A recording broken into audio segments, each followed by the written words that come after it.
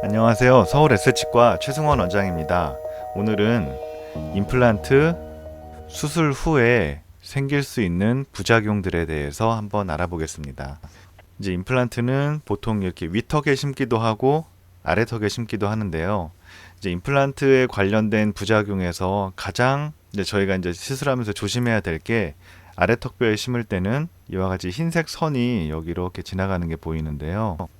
이제 머리뼈에서 신경이 나와서 아래 턱뼈에 하악공이라는 구멍을 통해서 신경이 들어가서 턱뼈를 이렇게 주행하다가 앞에서 이제 이공이라고 부르는 조그만 구멍으로 신경이 빠져나오면서 이제 입술이나 이런 데 분포하게 되는데요.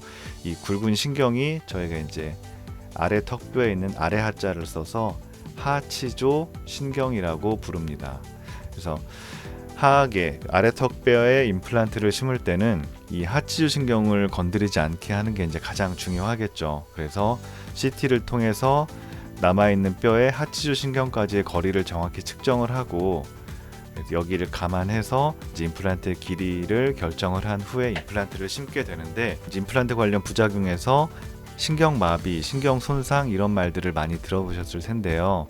이제 신경손상에 관한 내용은 이와 같은 하치주 신경에 뭔가 데미지가 가해졌을 때 그때 일어나는 이제 부작용입니다. 신경 손상은 이제 신경을 쉽게 비유하자면 전깃줄이라고 생각하시면 되고요. 전깃줄 보면 한 가운데 이제 구리로 진짜 전류가 흐르는, 전기 신호가 흐르는 선이 있고 그걸 여러 가지 피복으로 이제 감싸져 있잖아요. 그래서 전선이 겉에 피복이 벗겨져서 이제 누전이 생기면 그때부터 이제 전류의 흐름에 영향이 생기듯이 신경도 마찬가지로 임플란트를 심기 위해서 드릴을 한다든지 아니면 임플란트를 심으면서 심은 임플란트가 신경을 누른다든지 뭐 이런 이유로 신경 손상이 겉에 껍질이 다치는 경우가 있겠고 좀 더 깊은 곳이 다치는 경우가 있고 심지어는 이게 아예 끊어지는 경우가 있는데, 만약에 끊어진 경우면 그때는 이제 재생이 되기는 힘들고요. 최악의 경우에는 뭐 신경을 다시 이어붙이는 수술을 하기도 하는데 제가 알기로는 그렇게 막 성공률이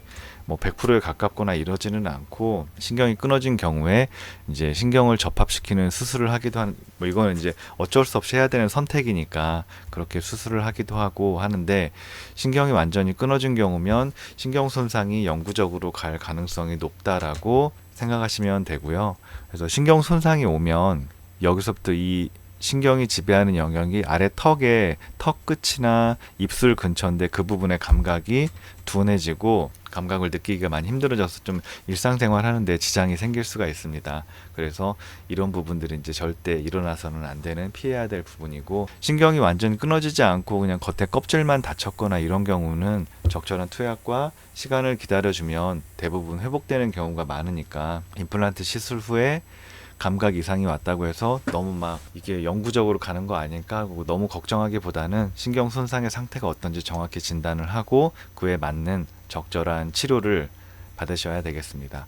그래서 이제 아래턱뼈에 심을 때 가장 주의해야 될 게 하치주 신경의 손상이었고요. 보시는 것처럼 위턱에 이렇게 임플란트를 심었는데, 위턱은 이제 여기가 코가 있는 부위고 여기는 상악동이라고 해서 이제 아래 턱뼈에, 위턱뼈에 참 코 옆에 비어있는 공간이 있습니다. 그래서 어금니 쪽에 심을 때는 거의 대부분 상악동이 이렇게 내려와 있어서 쓸 수 있는 잔존골의 양이 부족하기 때문에 상악동 뼈 이식을 진행을 하는 경우가 많이 있습니다.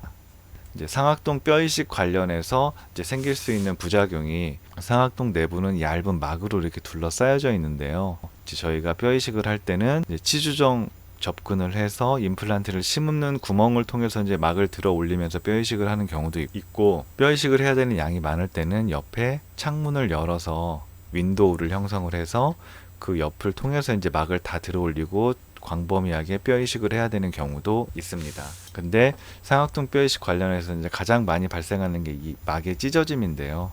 가급적이면 막은 찢어지지 않는 게 가장 좋다라고 하는데, 교과서에 보면 숙련된 술자라도 25%에서 30% 정도 막의 찢어짐이 발생한다 이렇게 나와 있어요. 그 말은 이제 상악동 막이 워낙 얇기 때문에 시술 중 찢어지는 경우도, 구멍이 생기는 경우가 종종 있다라는 얘기겠죠. 상악동은 이 위쪽으로 가면 여기에 오스티움이라고 불리우는 조그만 구멍이 있거든요. 이 구멍을 통해서 코로 해서 배출되는데, 상악동에 뭔가 염증이 생겨도 이 오스티움이 잘 개방되어 있으면, 뚫려 있으면 이쪽을 통해서 콧물이나 이런 뭐 찐득한 콧물이랄지 묽은 콧물이랄지 뭐 이런 콧물의 형태로 코로 빠져나가기 때문에 이 안은 되게 염증이 생겨도 오스티움만 잘 오픈되어 있다면 크게 문제가 되지 않는 경우가 많습니다.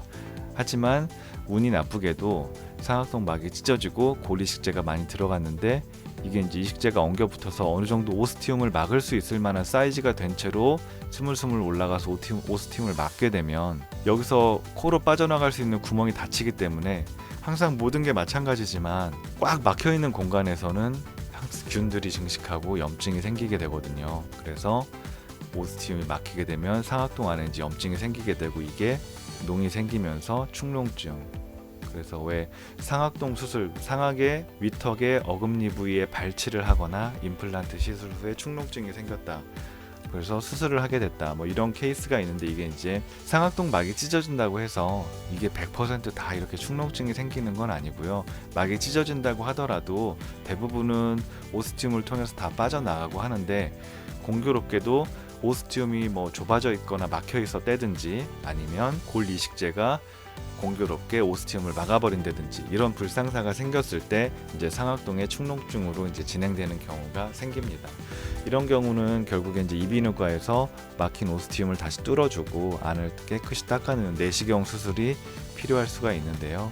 그래도 아래 신경 손상과는 다르게 상악동 같은 경우는 물론 이제 한 번에 고생은 되지만, 이게 비가역적인 손상이라는 것과 가역적인 손상은 이 무게감이 많이 다릅니다. 비가역적이라는 것은 다시 돌릴 수가 없는 손상을 얘기하는 거고, 가역적이라는 건 다시 회복을 시킬 수가 있는 손상인데, 상악동 같은 경우에 축농증이 생겨도 이비인후과에서 치료를 잘 받고 적절한 투약을 하면 거의 대부분 잘 돌아오거든요. 근데 신경 손상의 정도가 클 때는 이게 거의 비가역적 손상이 되는 경우가 많아서 특히 이제 더 주의가 필요하겠죠.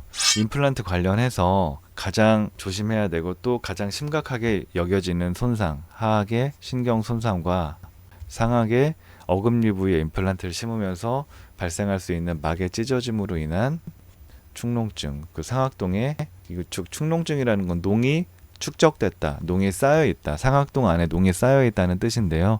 결국 상악동에 감염이 되겠죠. 그래서 이런 거에 대해서 어떻게 생겨나고 치료는 어떻게 하면 좋을지에 대해서 간단히 말씀드렸습니다. 그 외에도 임플란트는 결국 뭐 뼈 이식을 하거나 이렇게 되면 수술이기 때문에 수술 후에 뭐 출혈이 있을 수도 있고 부종, 붓게 됩니다. 대부분의 부종은 술 후에 대략 한 48시간까지가 거의 최대치가 붓고, 48시간 지나면서부터는 서서히 붓기가 빠지게 되는데요. 그래서 뭐 1일날 수술했으면 대부분 2일날부터 붓기 시작해서 3일째가 이제 붓기가 최대가 되는 거고, 4일, 5일, 6일 지나면서 붓기는 서서히 빠지게 되니까 크게 걱정은 안 하셔도 되는데, 3일, 4일, 5일이 지나도 붓기가 빠지지 않는다, 그때는 이제 감염을 의심을 해봐야 되겠죠.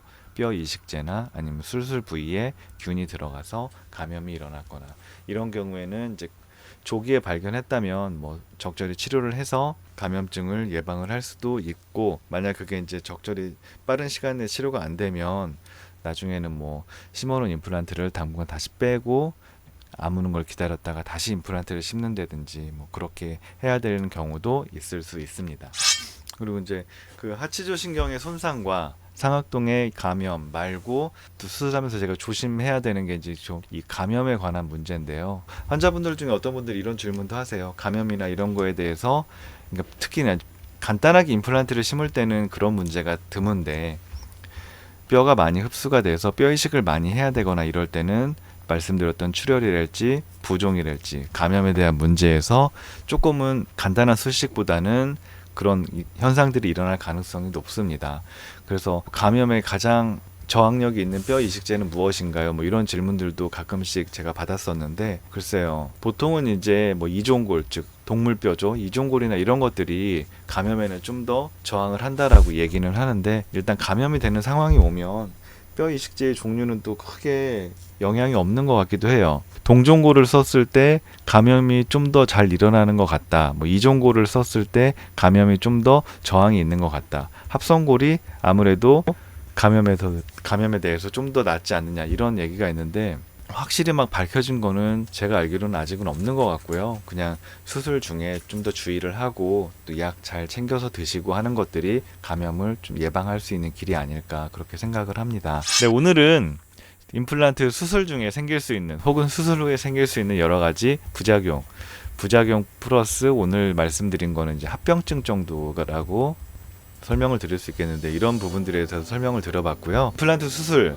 이게 이제 저는 하는 입장이니까 이 내용을 다 알고 있어서 이런 거는 아시겠지라고 생각하지만 막상 임플란트 수술을 해야 되겠다라고 생각하시면 두려움도 많이 생길 거고 이게 이제 어떻게 진행되는 건지도 과정도 모르겠고 또 안전한지 뭐 이런 것들에 대해서도 불안하고 뭐 여러 가지 이제 걱정들이 많으실 거라고 생각돼요. 그래서 오늘 설명드린 내용들이 임플란트 수술하시고 수술을 앞두고 계시거나 뭐 임플란트에 대해서 고민을 하고 계신 분들이 이제 임플란트에 대해서 그 정보를 얻는데 좀 도움이 되셨기를 바랍니다. 오늘 준비한 내용은 여기까지입니다. 제가 유튜브를 본격적으로 시작한 게 이제 2년 전인데요. 저희 서울 에스컬 채널을 만들어서 2년 전에 이제 업로드를 많이 이제 진행을 했었는데 그 지난주에 구독자를 10,000명을 돌파를 했습니다. 보니까 뭐 구글에서 메일도 오고 축하한다고 메일도 오고 그러던데 이렇게 저희 채널을 사랑해 주시고 잘 구독도 해 주시고 시청해 주셔서 정말 감사드리고요. 앞으로도 많은 사랑 부탁드립니다. 항상 더 좋은 내용으로 찾아뵙도록 노력하겠습니다. 이상 서울 S치과 최승원이었습니다. 감사합니다.